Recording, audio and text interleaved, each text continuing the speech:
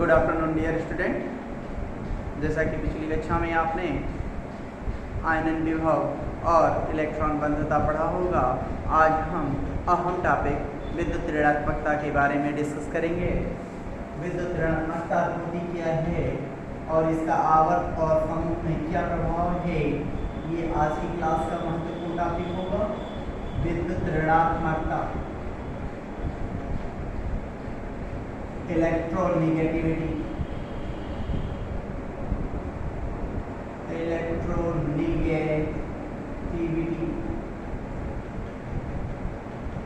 विद्युत ऋणात्मकता क्या है, तो इसको जनरल भाषा में समझ लें। जब दो सहसंयोजक परमाणु एक दूसरे से सहसंयोजक बंध द्वारा जुड़े होते हैं तो उसमें साझेदारी का बंध बनता है, इसीलिए उसे सहसंयोजक बंध कहते हैं।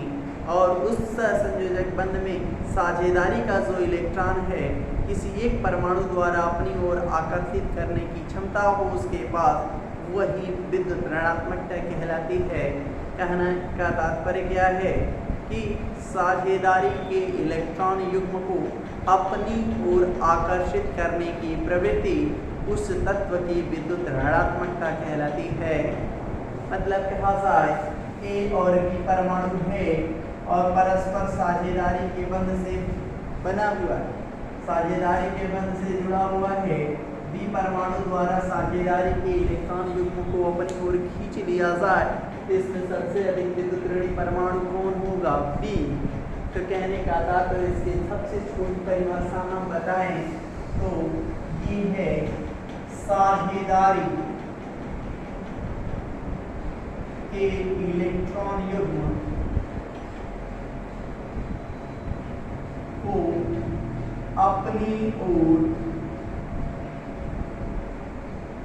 आकर्षित करने की, अपनी ओर आकर्षित करने की प्रवृत्ति उस तत्व की विद्युत ऋणात्मकता कहलाती है। विद्युत ऋणात्मकता कहलाती है। इसको अंग्रेजी में कैसे करेंगे, डिफाइन करेंगे तो to share pair electron attract toward itself is called electronegativity. इसे जनरली हम ईएन से प्रदर्शित करते हैं, ईएन से प्रदर्शित करते हैं। किसी किसी किताबों में इसे काई से प्रदर्शित करते हुए दिखाया गया।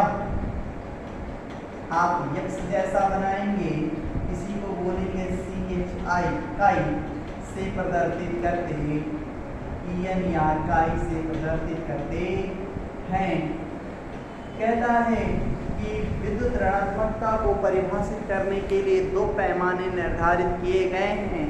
पहला है आपका पॉलिंग स्केल, पॉलिंग स्केल, इसमें एक सूत्र बतलाया गया है। और दूसरा है मूलिकेन स्केल, मूलिकेन स्केल। मूलिकेन स्केल जो है वो आयनन विभव और इलेक्ट्रॉन बंधुता को का योग कर उसे आप एक निश्चित संख्या से भाग देकर विद्युत ऋणात्मकता की बात करते हो।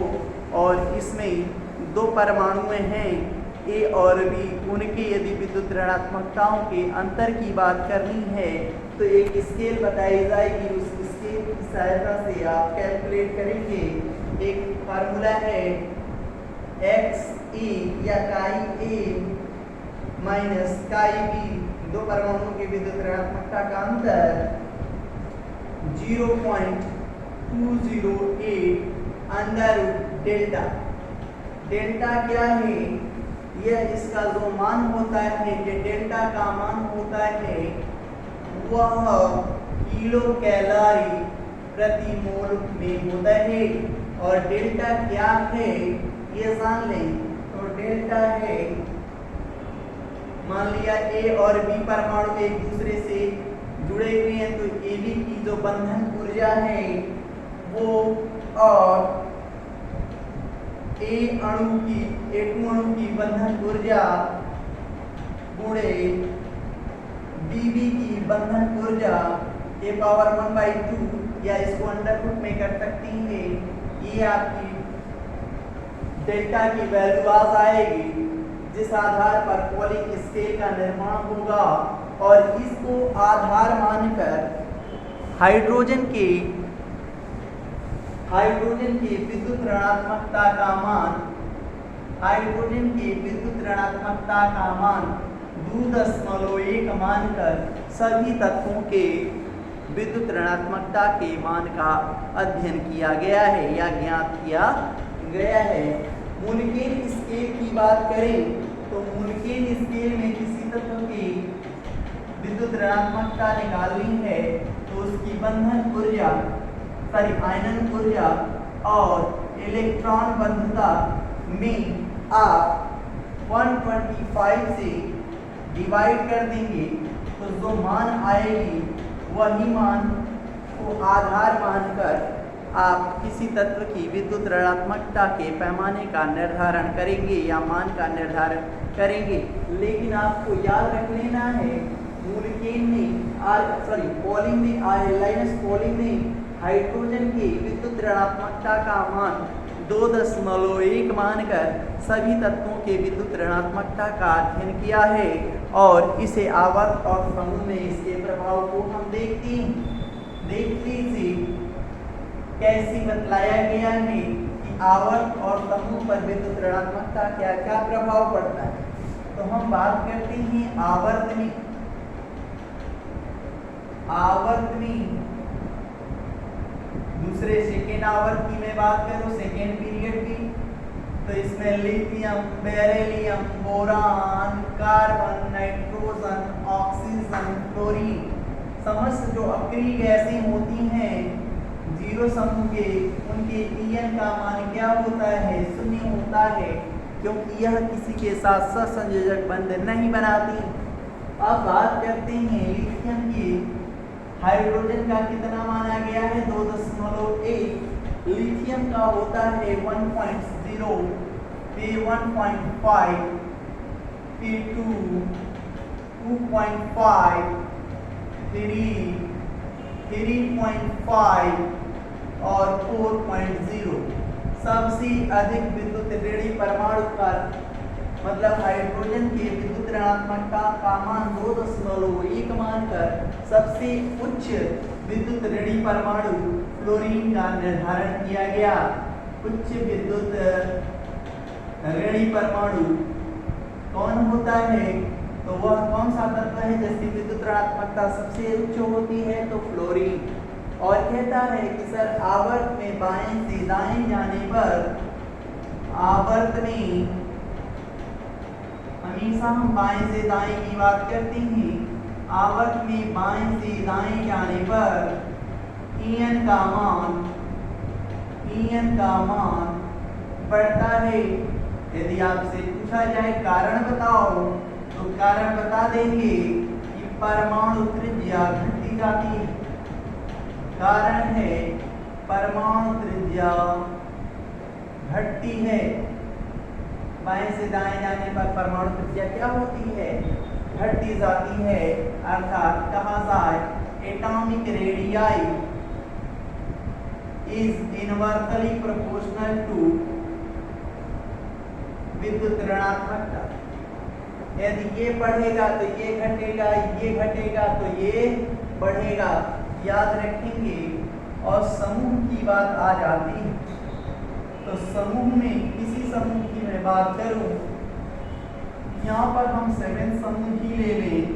7 थे, फिर कल, बाहर, आई, आंटी की बात करें तो इसमें समूह में ऊपर से नीचे जाने पर ईएन का मान घटता जाता है,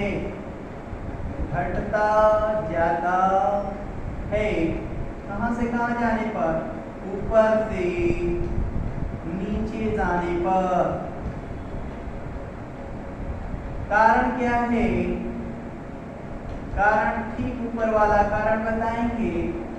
क्यों? परमाणु त्रिज्या बढ़ती जाती है, परमाणु त्रिज्या बढ़ती जाती है और एटॉमिक रेडियाई जान गए होंगे, atomic radii is inversely proportional to EN, ये जानते हैं। तो आप कहोगे सर कितना कितना होता है, तो देखिए 4.0, 3.5, 2.8, 2.4 और 2.2 या 2.3 और 2.2 देख रहे हैं, ऊपर से नीचे जा रहे हैं।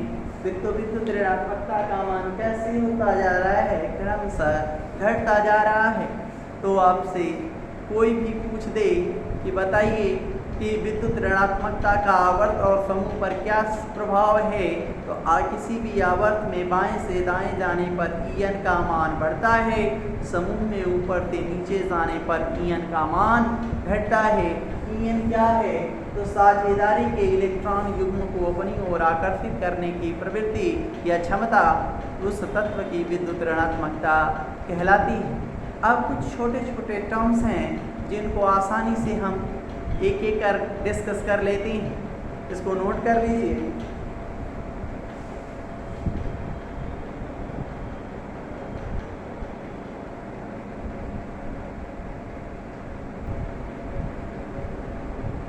पूरा टर्म्स नोट कर लीजिए।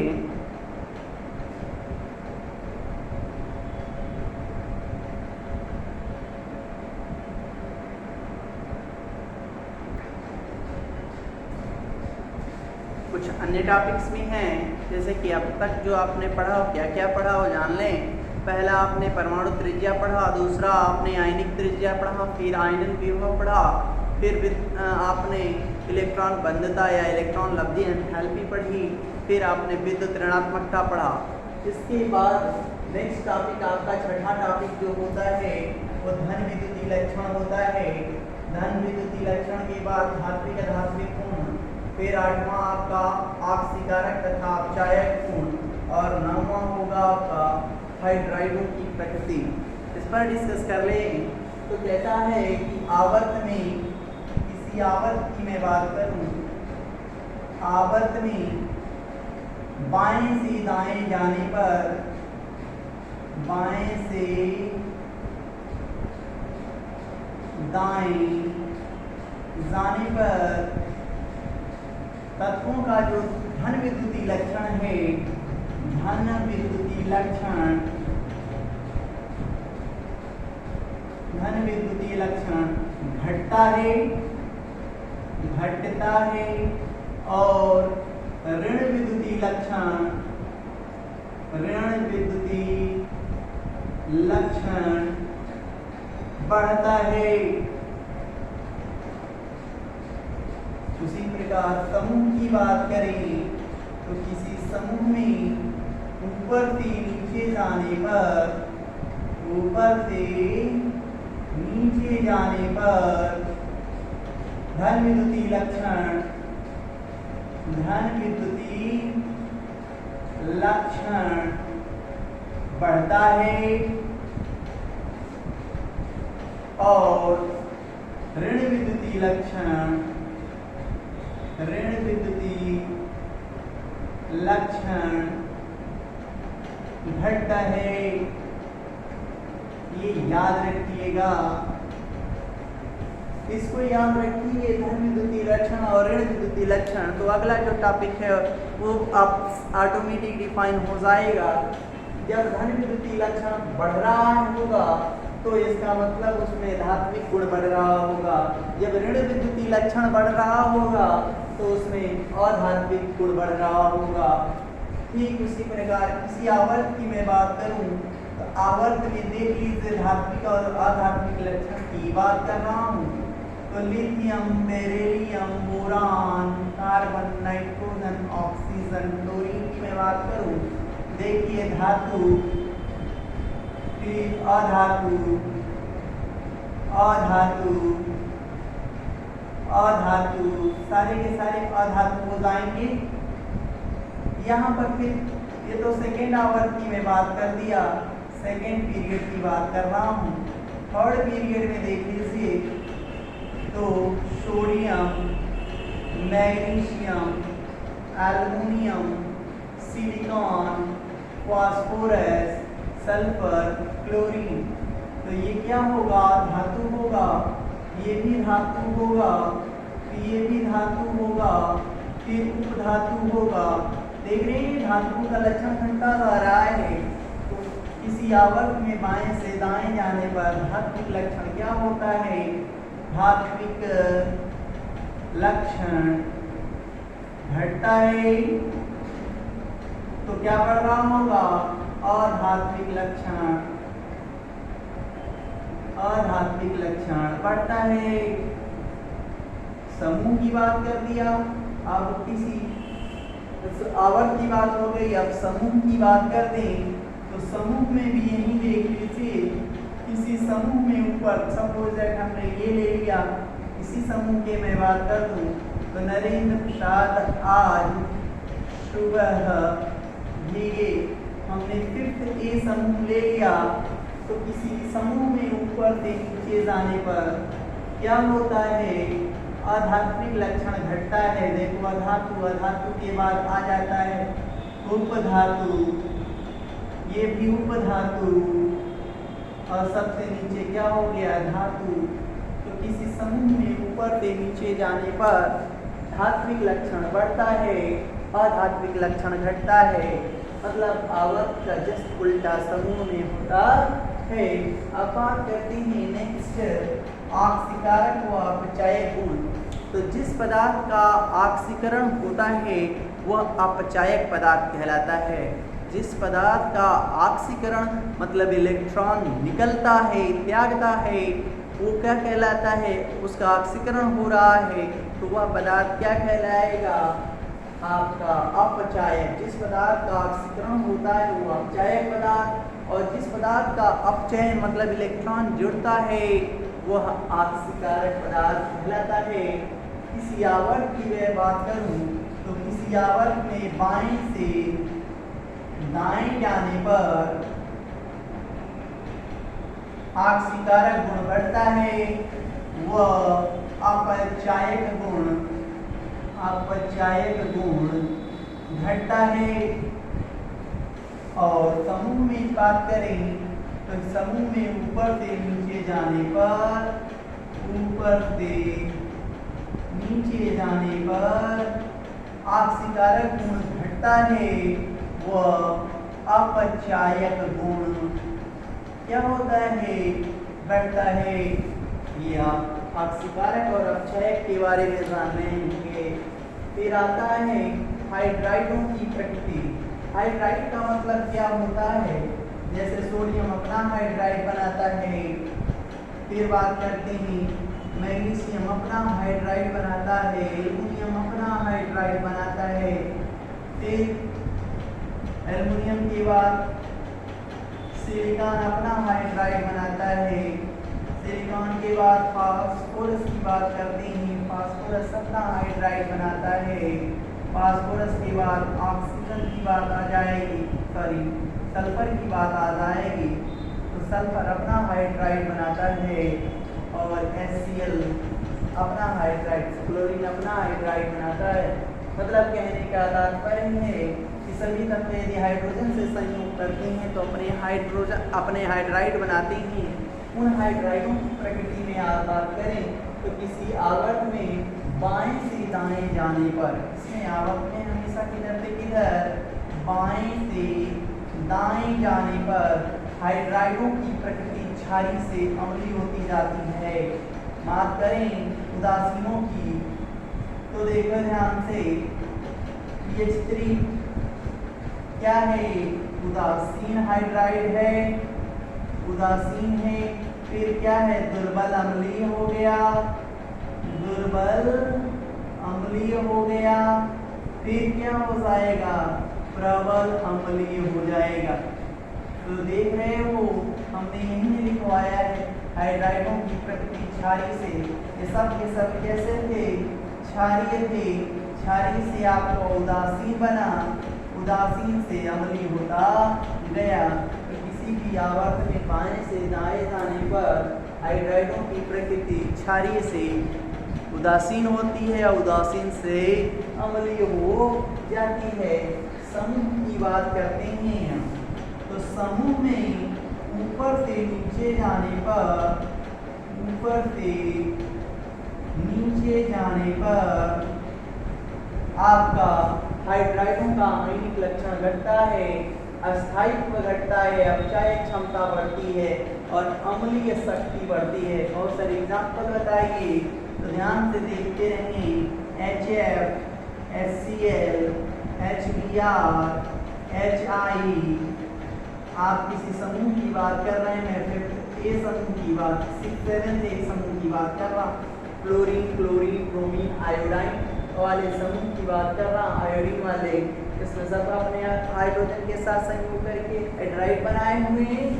इनकी बात करें तो कहता है HF कैसा होता है तो दुर्बल अम्लीय होता है, और HI की बात करते हैं तो प्रबल अम्लीय हो जाता है। ऊपर से नीचे जाएंगे तो HF जो है इसके बीच का जो बंध होता है वो बहुत मजबूत होता है, लेकिन HI का जो बंध होता है वो दुर्बल होता है, आसानी से ब्रेकआउट किया जा सकता है, तोड़ा जा सकता है। इसी कारण से हमने लिखवाया है कि ऊपर से नीचे जाने पर अस्थायित्व क्या होता है, घटता जाता है। अपचायक क्षमता बढ़ती जाती है, यहीं पे आपको बता दिया गया है अपचायक क्षमता क्या होती है। तो जिस पदार्थ का क्या होता है, ऑक्सीकरण होता है, वो अपचायक कहलाता है। तो इस ऊपर से नीचे जाने पर अपचायक क्षमता क्या होती जाती है, बढ़ती जाती है। आसानी से H+ दे देगा तो अम्लीय शक्ति भी क्या होती जाएगी, बढ़ती जाती है। ये हमने आपको टर्म्स दिए हैं, ये पूरे टर्म्स एक बार पुनः रिवाइज कर लें कि धन विद्युतीय लक्षण आवर्त में बाएं से दाएं जाने पर धन विद्युतीय लक्षण घटता है, ऋण विद्युतीय लक्षण बढ़ता है। समूह में ऊपर से नीचे जाने पर धन विद्युतीय लक्षण बढ़ता है, ऋण विद्युतीय लक्षण घटता है। धात्विक की बात करें तो आवर्त में बाएं से दाएं जाने पर अधात्विक लक्षण बढ़ता है, धात्विक लक्षण घटता है। समूह में ऊपर से नीचे जाने पर अधात्विक लक्षण घटता है, धात्विक लक्षण बढ़ता है। अब ऑक्सीकारक और अपचायक गुण की बात करें तो आवर्त में बाएं से दाएं जाने पर ऑक्सीकारक गुण बढ़ता है, अपचायक गुण घटता है। समूह में ऊपर से नीचे जाने पर ऑक्सीकारक गुण घटता है और अपचायक गुण बढ़ता है। हाइड्राइडों की प्रकृति में आ जाएं तो आवर्त में बाएं से दाएं जाने पर हाइड्राइडों की प्रकृति पहले क्षारीय होती है, फिर अम्लीय हो जाती है, और समूह में ऊपर से नीचे जाने पर अधातुओं के हाइड्राइडों में आयनिक लक्षण मतलब आयनाइज होने का जो गुण होता है वो घटता जाता है, अस्थायित्व घटता है, अपचायक क्षमता बढ़ती है, अम्लीय शक्ति बढ़ जाती है। इसको पूरा नोट कर लें। अब दो टर्म्स बचे हैं, एक है ऑक्साइडों की प्रकृति और दूसरा है ऑक्सी अम्लों की प्रकृति। इसके बाद ये चैप्टर हो जाएगा ख़त्म। तो आज ये ख़त्म करते हैं चैप्टर को। दो टॉपिक है, इसको रिवाइज करें, इसको नोट करें, हम उसको भी पढ़ा देते हैं।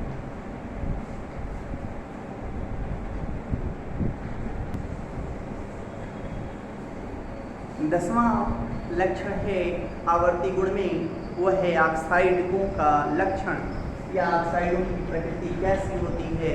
तो कह जान लें कि सभी तत्व ऑक्सीजन के साथ संयोग करके अपने ऑक्साइड बनाते हैं और उनकी प्रकृति कैसी होती है। तो इसमें 3 पॉइंट जानते रहेंगे, कभी गलती ना करेंगे कि जो धातु होती हैं, धातुओं के ऑक्साइड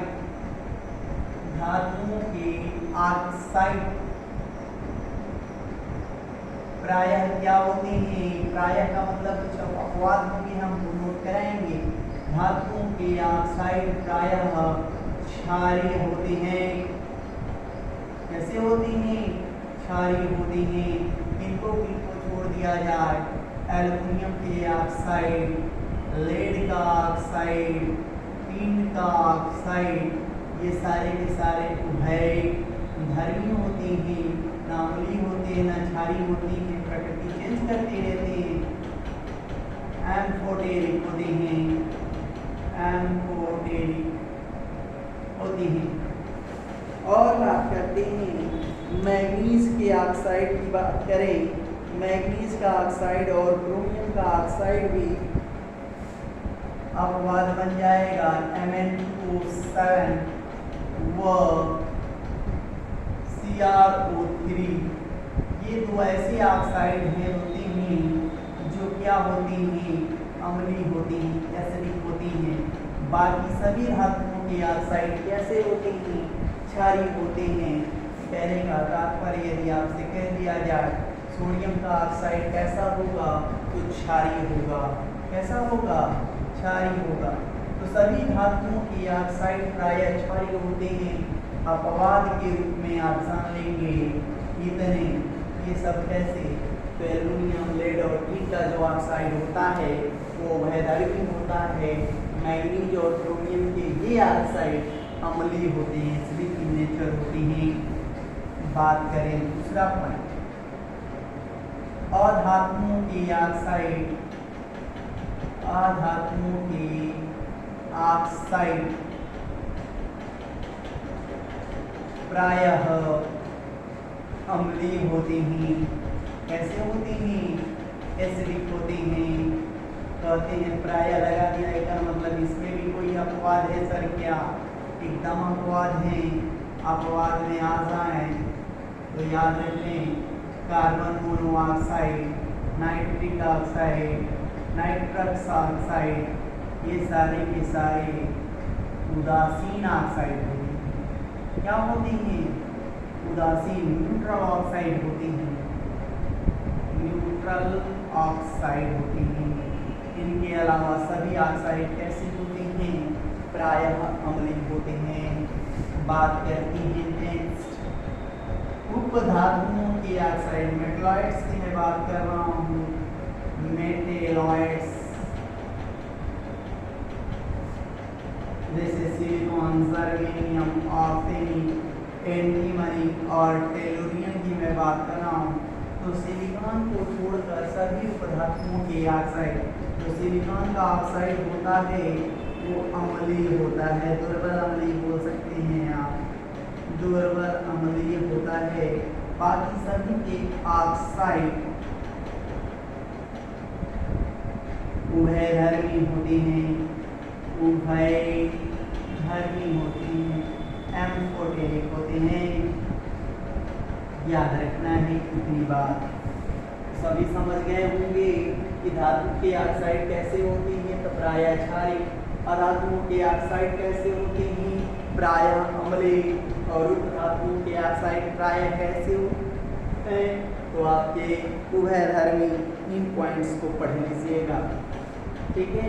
जैसे जैसे धातुओं की धात्विक लक्षण बढ़ता जाएगा उनके ऑक्साइडों की क्षारीय प्रवृत्ता भी बढ़ती जाएगी। अधातु होगा, जैसे जैसे उसमें अधात्विक लक्षण बढ़ता जाएगा उसमें अम्लीय गुण भी बढ़ता जाएगा। इस बात को ध्यान से रखिएगा, समझ लीजिएगा, ये पॉइंट्स हैं, नोट कर लेंगे। कि सबसे आखिरी टॉपिक है ऑक्सो अम्लों की प्रवृत्ति।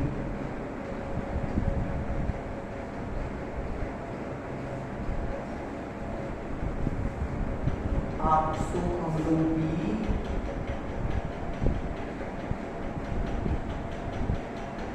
इससे बहुत इम्पोर्टेंट सवाल आता है, हमारा ग्रामर गुण यही है ऑक्सो एसिड्स, ऑक्सो एसिड्स या ऑक्सी एसिड्स। ऑक्सो अम्लों की प्रकृति की बात आती है, कहता है कि जनरली यक्स OH को ही ऑक्सो अम्ल कहते हैं। यहाँ पर यक्स क्या है, एक उपधातु होता है। क्या होता है, अधातु होता है। यक्स क्या होता है, अधातु होता है और अपना OH के साथ जुड़ जाएगा। यह क्या कहलाएगा, ऑक्सी अम्ल कहलाएगा। ऑक्सी अम्ल कहलाता है यक्स OH को ही। और इसमें जितने ज़्यादा ऑक्सो समूह बढ़ते जाएंगे, ऑक्सो समूह का मतलब डबल बॉन्ड O समूह की मैं बात कर रहा हूँ, जैसे जैसे बढ़ते जाएंगे ये नेचर को क्या करता है, एसिडिक नेचर को बढ़ाता जाता है। ध्यान से देखते जाएंगे, एग्जाम्पल के रूप में आते हैं, समझाना चाहते हैं आप। यक्स OH को ही ऑक्सी अम्ल कहते हैं। यक्स क्या होता है, एक अधातु होता है। अकार्बनिक अम्लों की परिभाषा इसी से दी जाएगी। ध्यान से देखिएगा, HCl O, HClO2, HClO3, HClO4 कहता है इसमें सबसे ज़्यादा अम्लीय कौन, तो आप बतला देंगे सबसे ज़्यादा अम्लीय ये होता है। कारण पूछ देगा तो ये है ऑक्सो अम्लों की प्रबलता का बढ़ता क्रम। कहोगे सर कारण भी बताइए, समझ में नहीं आया तो ध्यान से देखते रहिए हमारी तरफ। ClOH, किसी को न बोले, देखो Cl क्या है, एक अधातु है। OH जुड़ गया, आपका ऑक्सो अम्ल हो गया। इसको कैसे रिप्रेजेंट करते हैं तो ध्यान से देखिएगा, ClOH डबल बॉन्ड O, ये इसका सूत्र हो गया, संरचना सूत्र। इसके लिए देखिएगा ClOH double bond O, double bond O। यहाँ पर देखिए HCl double bond O, double bond O, double bond O, single bond OH। इसको आप ऐसे भी लिखा किताबों में मिल जाएगा, तो टेंशन न लीजिएगा, बात एक ही है। Double coordinate bond Cl, coordinate bond O, OH, coordinate bond O, coordinate bond O, coordinate bond O, OH। देख रहे हैं जैसे जैसे इसके, देखो इसमें कोई ऑक्सो नहीं, ऑक्सो समूह नहीं है। ऑक्सो समूह की संख्या कितनी है,